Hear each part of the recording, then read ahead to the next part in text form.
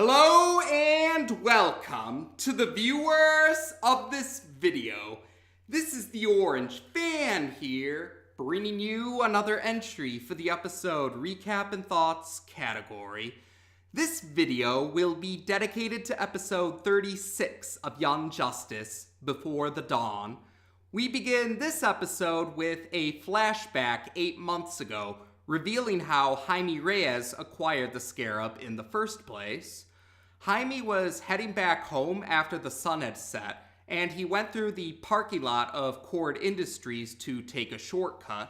While he was in the parking lot, an explosion happened at Cord Industries. This explosion caused a fire, it caused Jaime's jacket to catch on fire, so he was forced to take it off. And it also caused the scarab to land in front of him. And when Jaime picked it up, the scarab crawled onto his back and attached itself to his spine. It's at this moment when Blue Beetle regains consciousness, and the timestamp reveals his location to be the Pacific Ocean on March 30th. Two members of the Light's partner are in the room that Blue Beetle is being held in, and they're talking in the alien language that we've heard in previous episodes. The scarab translates the alien language, so Blue Beetle can understand what the members of the Light's partner are talking about. One of the members of the Light's partner is the individual whose face was revealed in the previous episode, and she's revealed to be the scientist among the Light's partner. And she's explaining to her male colleague that the scarab's memory files, the scarab on Blue Beetle, only has memory files for the past 8 months, and the male colleague wants to reboot the scarab, but the scientist wants to figure out what caused the scarab to crash in the first place.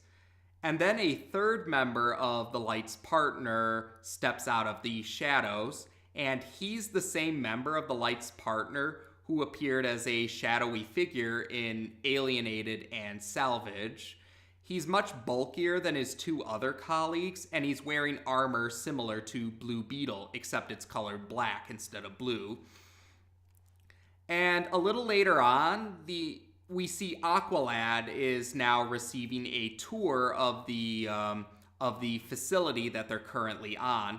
And he's receiving this tour from the first male colleague that was talking to the scientist earlier. And he's revealed to be the ambassador. And the alien species is revealed to be called the Reach.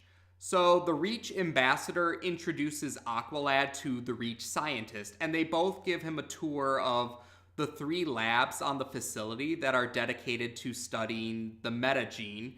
A gene within Earthlings that awakens superpowers, essentially. The first lab is the process of trying to awaken the metagene within test subjects.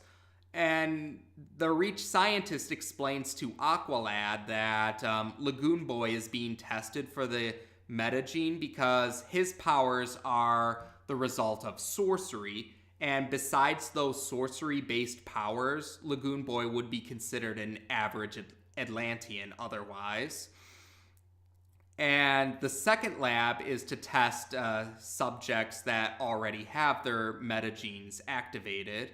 And this is where Beast Boy and Impulse are being held.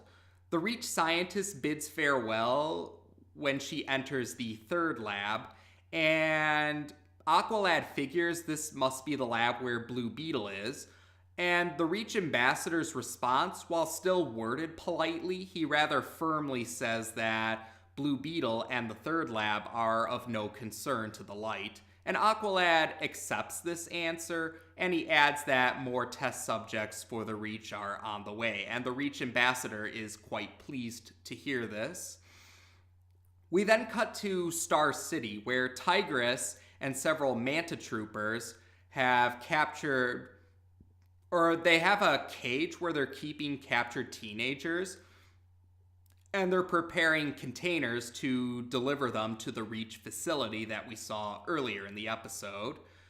Batgirl and Robin sneak into the cage in their civilian clothes, and Bumblebee is with them, but she's used her ability to shrink in size so that she can hide more easily from their enemies. And while these three members of the Young Justice team and the captured teenagers are put into containers and they're on the Manta Flyer to head to the Reach facility, Nightwing, Miss Martian, and Wonder Girl are following behind them in Miss Martian's vehicle, and they've activated camouflage mode so that they can more easily hide and not have their cover blown as they're following them. And when they see the Reach facility, Nightwing recognizes the design as similar to the design of the bomb that was used on Molina Island in Alienated and the bomb that was used on Mount Justice in the previous episode, Darkest. Wonder Girl points out that the design also resembles Blue Beetle's armor. So what happens next is the recent captured teenagers are placed into the first lab with Lagoon Boy, Ty Shadow, and 3 other teenagers, and even Shimmer is in a container within the first lab. And Miss Martian activates her camouflage mode, and she phases through the facility to reach the second lab where Beast Boy and Impulse are being held. And after the first lab is cleared of any Reach, or that's right, there's no members of the Reach in the first lab now, Nightwing tells them all through the telepathic link to begin the rescue mission. And so they set the plan into action. So Robin, Batgirl, and Bumblebee work together to save everyone in the first lab, and Miss Martian frees Impulse and Beast Boy. Impulse thanks Miss Martian, but then he rushes off on his own to find Blue Beetle, while Miss Martian and Beast Boy try to meet up with everyone else. As for Blue Beetle, in the third lab, the Reach scientist and the Reach warrior, the one who's wearing the armor similar to Blue Beetle's armor, are talking about rebooting the Scarab, but they add that rebooting the Scarab will mean that Jaime Reyes will perish, so they will have to find a new host for the Scarab. But the Reach warrior isn't too worried about that, figuring that there's plenty of potential hosts that they can find. And, oh, that's right, we also find out that Superboy was impersonating one of the Manta Troopers, so he was clearing up the docking bay so that Nightwing can get ready to open up the door so they can get all the captured teenagers inside. And Robin and Batgirl fight off some Reach security so the escape can go much smoother. And for Miss Martian and Beast Boy, while they're going down a hallway, they come across Aqualad, and Miss Martian is furious to see Aqualad, and she proceeds to telepathically attack Aqualad's mind as revenge for seemingly killing Artemis.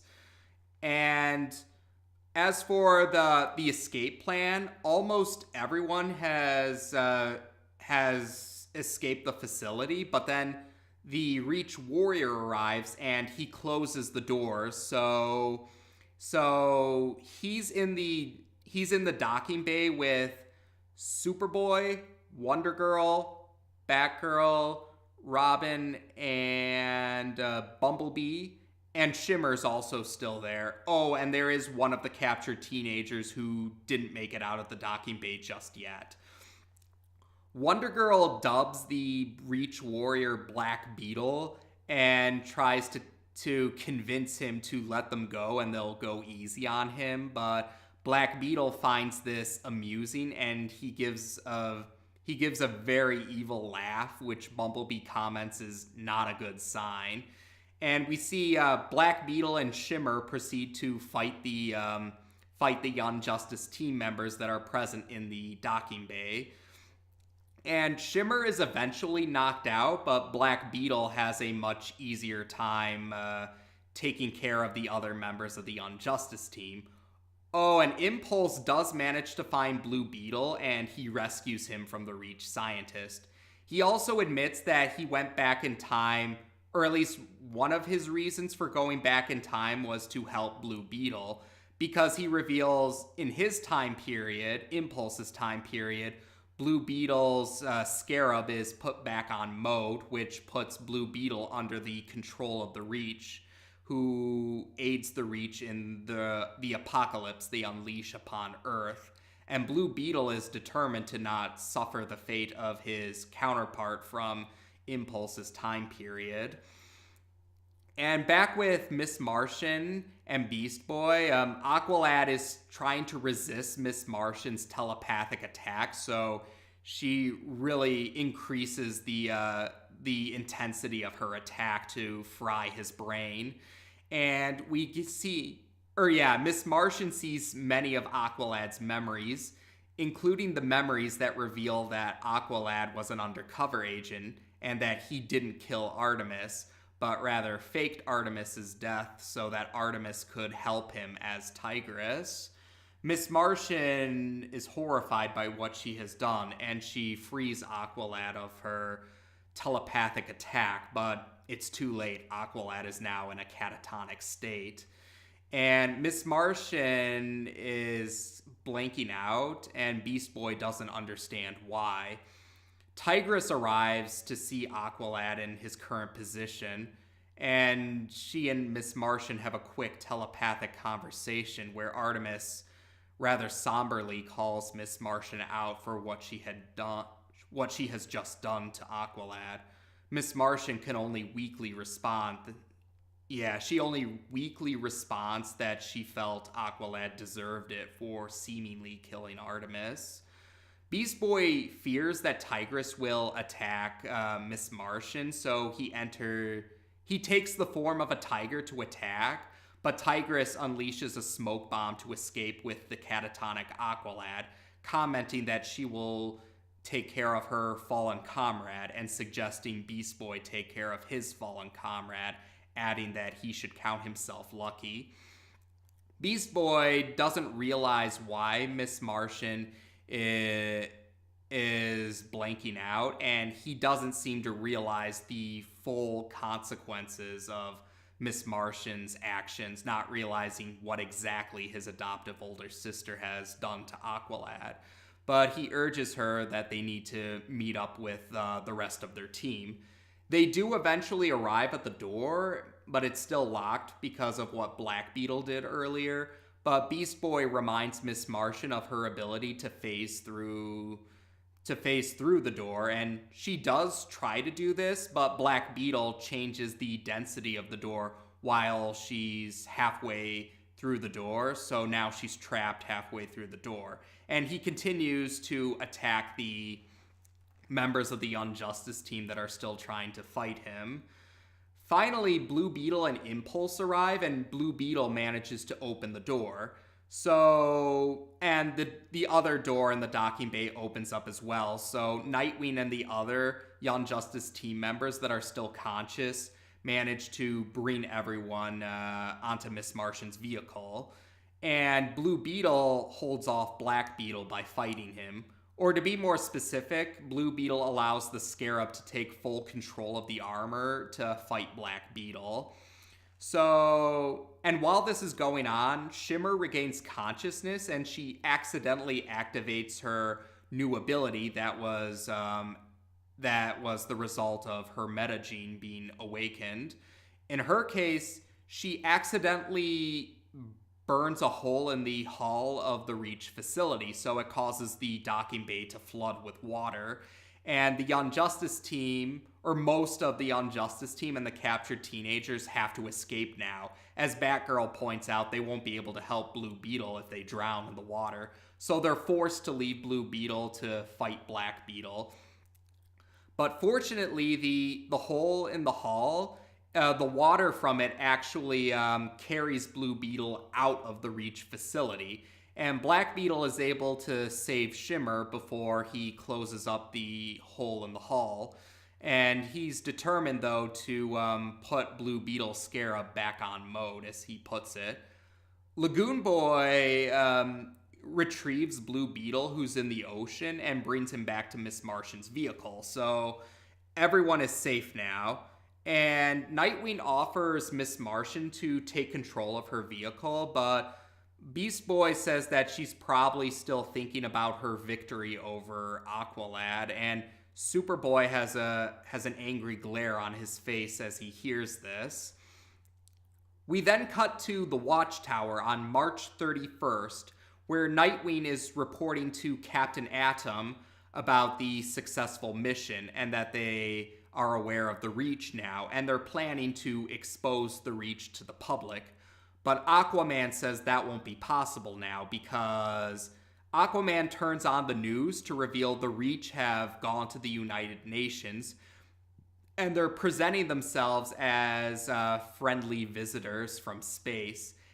And G. Gordon Godfrey is showing support for the Reach, unlike his usual anti-alien propaganda, because he claims the Reach are coming to Earth the way aliens are supposed to come to Earth. He uses an analogy as describing it along the lines of knocking on the front door rather than sneaking through the back door. That's his choice of words, or his analogy for that. And Nightwing at least says the good news is they know where the Reach are right now, since they're at the United Nations. And they're still hopeful they can find a way to expose the Reach's true colors to the public. And we end the episode with a quick scene in the Mariana Trench, which reveals that there are many more Reach spacecrafts hiding underwater, and that's how we end the episode. So this is the end of the first half of season 2, and we finally have a full revelation of who exactly the Light's new partner is, and it's the alien species known as the Reach. And yep, the Reach are connected to Blue Beetle. While Jaime Reyes originally believed the Scarab to be a creation of Ted Kord, the previous Blue Beetle, this episode reveals that the Scarab is actually a creation of the Reach and its alien technology. And we do get to learn more about Impulse's motives for going back into the past, not just to help his grandfather, Barry Allen, but also to help Blue Beetle. That also explains the reason why Impulse wanted to become friends with Blue Beetle.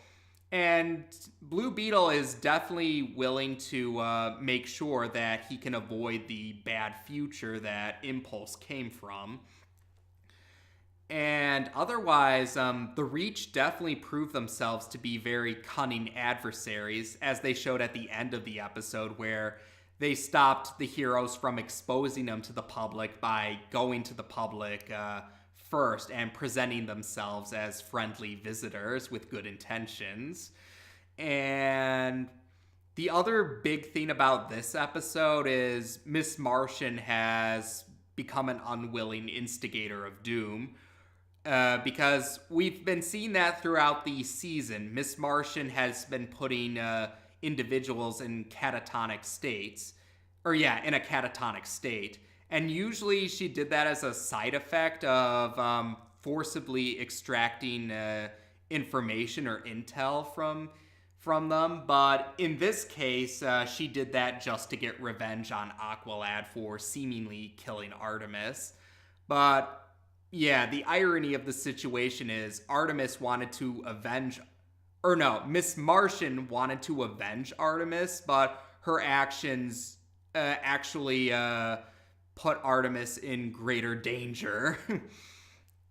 And there is going to be an episode that touches up on the consequences of what Miss Martian did to Aqualad. I'll go more into detail about that in that particular episode, but there we go. Yeah, this was definitely This marks the end of the first half of season 2, and it definitely was quite an intense episode, to say the least. And now we're going to cover the second half of season 2. Take care, and until next time.